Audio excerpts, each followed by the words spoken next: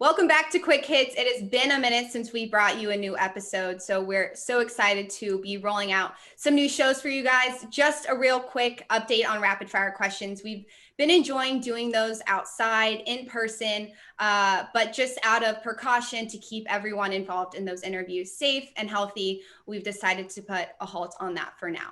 So as I said earlier, I'm Anna Witte. On today's show, I have Nick Salley. He is on the football team here. He is a captain, a redshirt senior. So Nick, welcome to the show. How are you?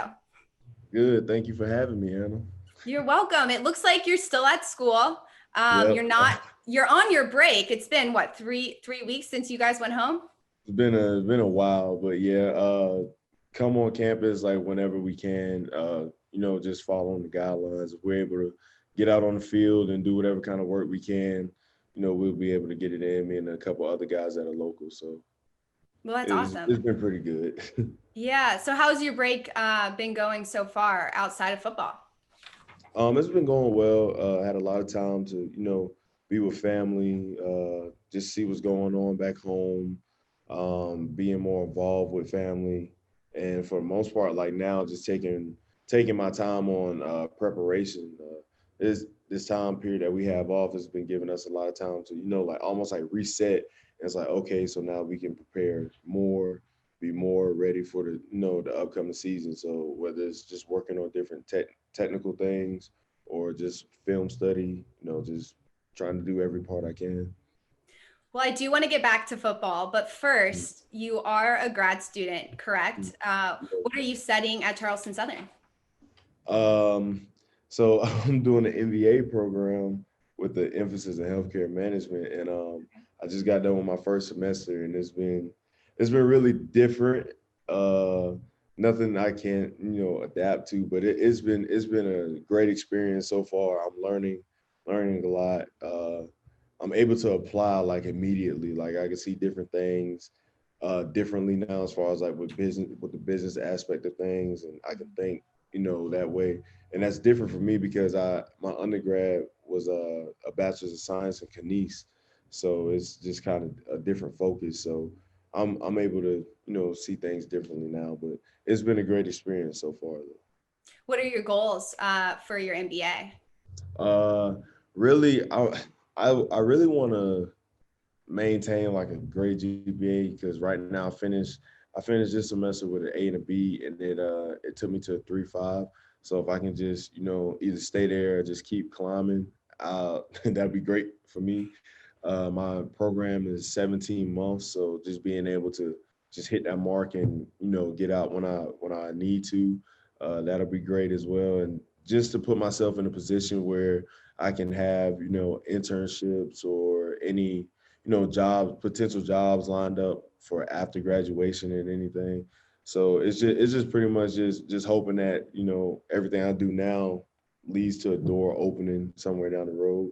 So that's really what I'm just looking forward to as far as like having a goal set, just being able to place myself somewhere where I feel like it can help me, for my future.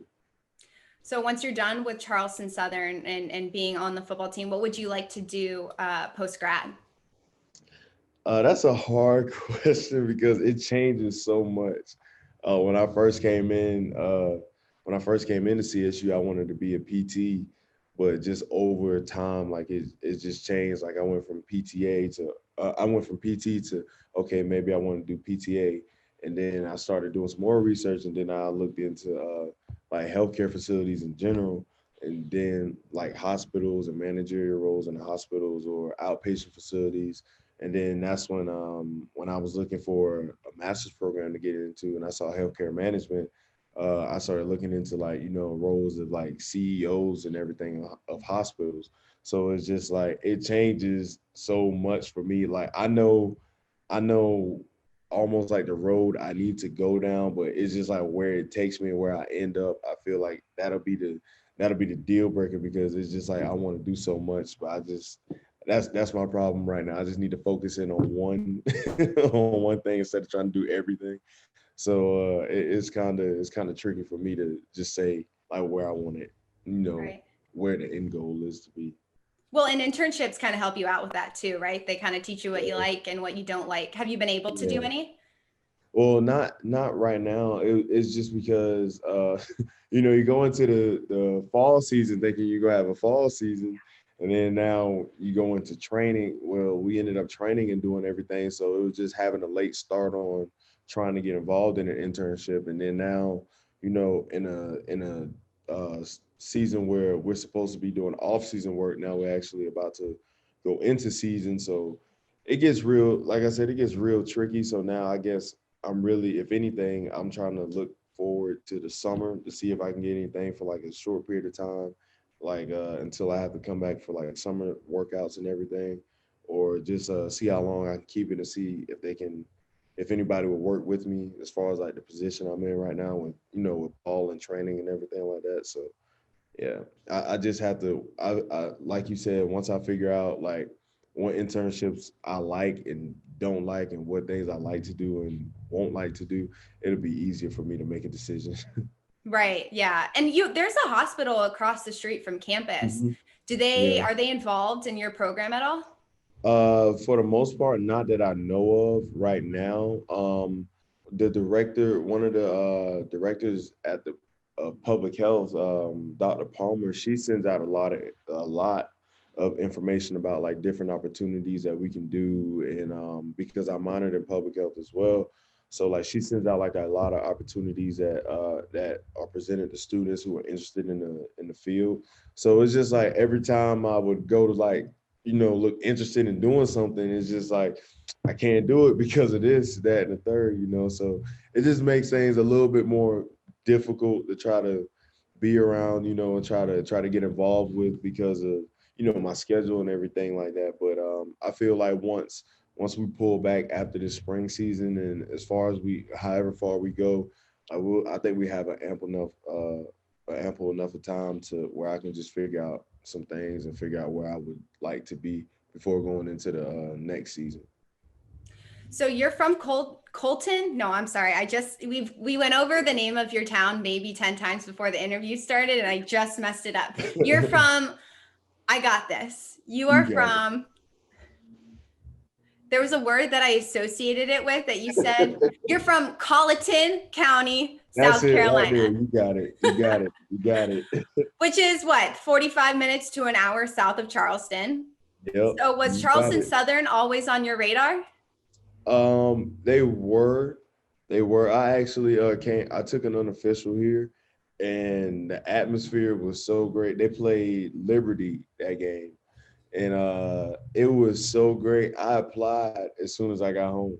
I applied to the school as soon as I got home, and I got my acceptance letter actually before I even got any information as far as for football, because Coach Chadwell, who was the coach at the time, me and him had a conversation, but after that, it really wasn't anything like to follow up on. And then the following year, in 2016, the early part of the year, that's when I got in contact with him and the O line coach at the time, Coach Gardine, and we started having more conversations about different things. And then I came on an official here, talked to him, did what we had to do, and then I pretty much told him the next day that I was coming to CSU. So Well, your biggest story at Charleston Southern is the fact that you're a walk-on turned mhm. scholarship, now two-time captain.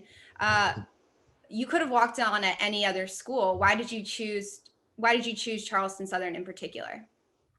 It was just pretty much something that I really can't describe what it was. I guess now, just having hindsight, you can just say it was just God, because it was just something that just drew me to the school, and it was clear cut that Coach Chadwell and Coach Gardenia told me that I would be able to have an opportunity in the spring and be able to compete for a scholarship. And to me, like that's all, like in a small town like mine, like that's all you do is just work and compete. So it really wasn't like a thing where I was just like, that's too much work, or I don't feel like doing that. It was just like, that's it. Like, that's all you want me to do, I can do that. Like, I promise you, I can get that done.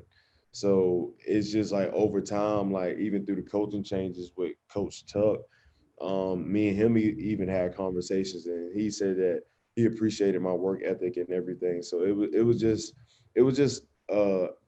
like I said, it was just like divine intervention. Like God just draw me here, and the more time I spend at CSU, it's clear that I'm supposed to be here, and that I really love every minute of it. From being with my teammates to being able to bond with coaches, professors on campus, even the staff like around campus. Some people I know. So it's just like every relationship that I build is just like I can it's meaningful, and it's just like I wouldn't be able to do that if I wouldn't have came here. So it makes me appreciate me coming here a lot more. Well, it sounds like you applied to the school before you really showed an interest in the football program. Was I'm going backwards with my questions, I guess, but was it important for you specifically to have the school be the first important aspect for you, and then football would kind of fall in behind?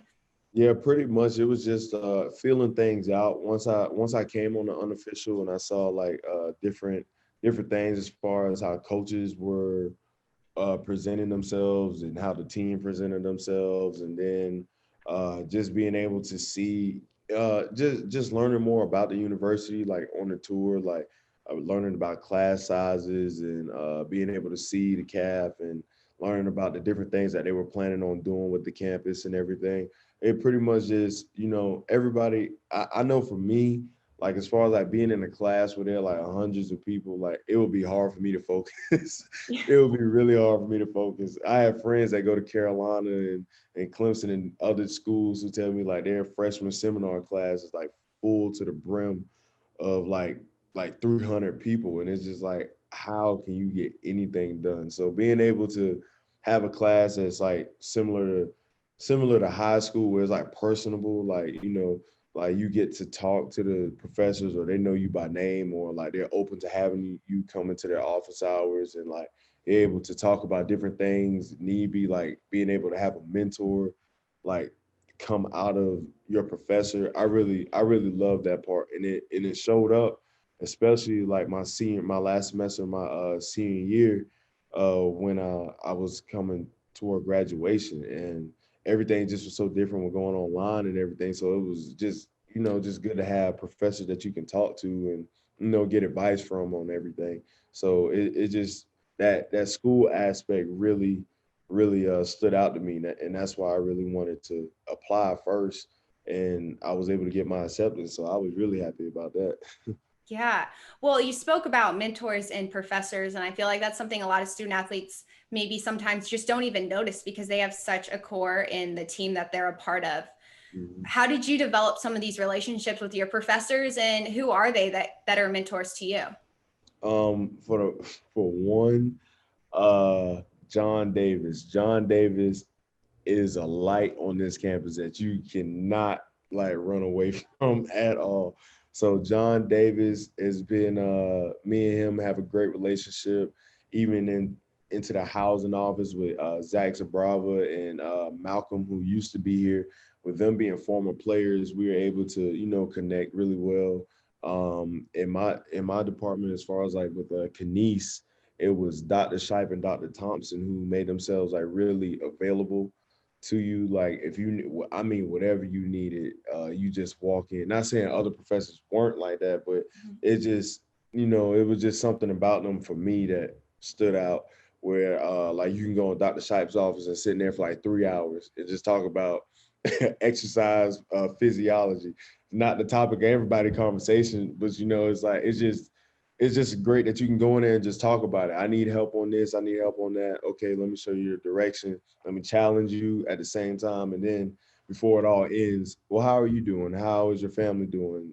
So it was those relationships and like being able to talk to John whenever, like making himself accessible to whatever. Same thing with Zach and guys like Malcolm, being able to be like a big brother type of figure to you, and being able to talk about different things. So You mentioned the light in John Davis, and you didn't even mm, tell us who he is. So, who yeah. is he?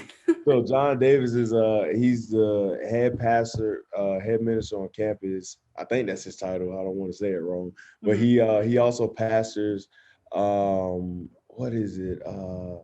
I can't remember the church's name. Summit. He pastors Summit Yes. at the chapel on Sundays. And if you haven't gone, I refer you to go. Oh my gosh. Like John is a great guy. His family, they're great. Wife, kids. Oh my gosh. Like John and his family really they're good people, great people. And John just he just does it. Like he makes himself, and he also is the team's chaplain. So like on Fridays before the game, like John to come in and give us a word, like, pregame type of deal, get us fired up. And I mean, sometimes after John talks, you want to play like right now, like Yeah. right after he speaks. So like he's able to get that fire going in you, and then be able to, educate and minister you at the same time. And the same thing, if you need to talk about anything, his door will always be open. Phone line always open. So it's just one of those things that, like, how can you not look up to somebody like that? Right. And those relationships will definitely serve you well for the rest of your life. 2019, though, your season on the field was a big year for you. So you were rolling into the 2020 season with a ton of momentum. And then obviously COVID happened and, your season got postponed to the spring. Was that Mhm. challenging at all for you emotionally and mentally? Yeah, it just, when you have a ball going, like as far as like with training and prep and everything. So it's just like, just trying to do all the right things that you can to get ready for the season. And then it doesn't go in the way that you think it's going to go. So now you just have to adapt and adjust. So it has been a challenge, but I'm not going to sit here and say that it's stopping us one bit. We're not taking a step behind. We plan on just, okay, if we have to do this, that's the way we'll do it, and we'll just come back better than how we were going to. Like I said earlier, like we're able to have more time with our preparation and everything that we do. Now we can take our time on things and not feel like we were rushed in a sense with everything, with all the with everything going on with other teams canceling and postponing the seasons and everything. So now we can take our time and do what we need to do. Fall 2020 was a big year for you guys off of the field, though. We've spoken a lot on this specific show about We Choose Love and what that means to your program and to this athletic department as a whole. But how you're a part of the Student Athlete Advisory Committee as well. Mhm. How do you guys plan to bring that into the spring?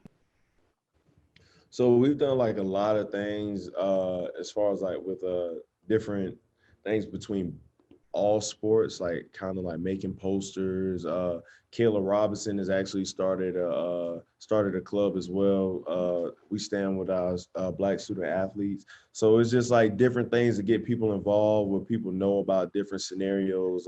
We're talking about it. We're talking about issues that happen outside of CSU, especially like with the dinner table. So we're really just trying to like bring everybody together, unify all the sports, like through any means necessary, but also be able to take it over to campus, and educate people on campus, regular students, and let them know and feel like, we're all in this together, we're all a family, and whatever situations we have, we'll deal with them together. So SAC has been really instrumental. It's been a really instrumental group as far as like with everything that's been going on. So without SAC, a lot of stuff, a lot of stuff there wouldn't be like a lot of push for a lot of things. So I really do commend SAC for that.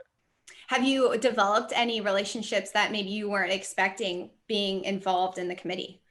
Yeah, as far as like with different sports, like with volleyball, women's basketball, even with sports like men's basketball, like it's guys that you see and girls that you see, and like that they play sports, but now like you're able to exchange names and numbers. Like like if you ever need anything, like let me know. Like we can hang out sometime, like social distance, I guess for right now. But it has been a great thing. Even with Lisa, dealing with Lisa, she's great, and just being able to meet new people and build those relationships as well. Is there any sports that you enjoy going and watching them compete in? Yeah, I have to say men's basketball. I was like, I'll even cut on ESPN Plus and watch a basketball game. Baseball as well. Uh, Before COVID, I would even go sit and watch softball games. So it's all love when it comes to the different sports teams on campus, So Did you play any other sports besides football growing up? I tried to play baseball. Notice I said try. I tried to play Okay. baseball when I was in when I was really young in my neighborhood. Everybody could play baseball. Found out that wasn't my sport early, so I stuck to Oh, football. that's okay. Uh, you're also a leader in multiple positions at the school. What kind of impact are you hoping to leave, not only on the athletic department, but the school as a whole once you're done with your time here at Charleston Southern?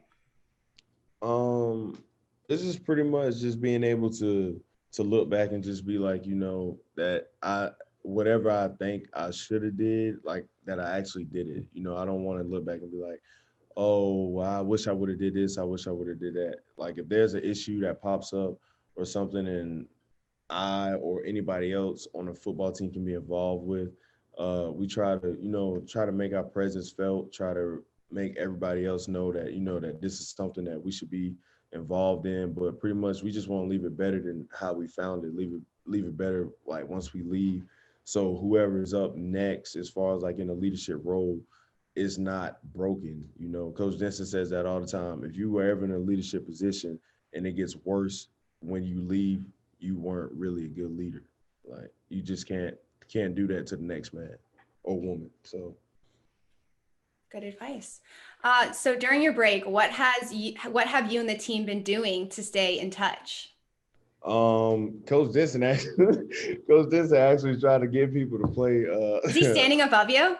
no, he's like around here somewhere, but it's Okay. just funny. It's just funny because I saw his message and it was like he's trying to get people to play game pigeon. What is it like? Yes. Who are you looking at? Oh, Oh, hello, how are you? that's Kyle Reichert, Coach Kyle, and I started quarterback Jack Chambers. Yeah, so he's been trying to get people involved. Like he's been with all these game pigeon things, and with Connect Four, pool, and all that stuff. So, and then my position coach, Coach Brooks, he tries to keep the chat going with everybody else, just trying to like see how everybody's doing with their families and everything, making sure we all stay connected and involved, and seeing what we're doing if we've been working out, like just making sure we're staying on top of everything. So. Coach spoke with me a little bit about the game pigeon. You guys played 2K and Madden together. Is that true? You still doing Yes, that? so he'll drop his gamer tag in the chat and want anybody to play. I mean, when we got here for the summer, like they were going crazy with that. It was like coaches versus players, like in Call of Duty, and it was just they were live streaming. And I'm not a gamer, but I would cut on that live stream and just die laughing. Like it would just be funny. So All I right, commend so him for that, trying to keep everybody connected. my last question for you. We're a few weeks away from Christmas, or maybe a week now. I honestly don't even know. I think a week at this point. Yeah, I think so. Next Friday. Yeah. What is the biggest thing on your Christmas list? The biggest thing on my Christmas list, hands down, is an air fryer. Oh, okay. Are you a big cook? No, I'm not. I'm trying to get into it. So I feel like that'll mask a lot of my non-cooking abilities. So hopefully I can get one of those where people Is won't there be able. anything you're trying to like cook in it? Really, just nah, just really anything. If Okay. I can drop it in there, I'll do it. Okay. It'll make it easier for you too. Yeah, Awesome. Well, Nick, thank you so much for coming on the show today. We really appreciate your time. no problem, Anna. Thank you for having me.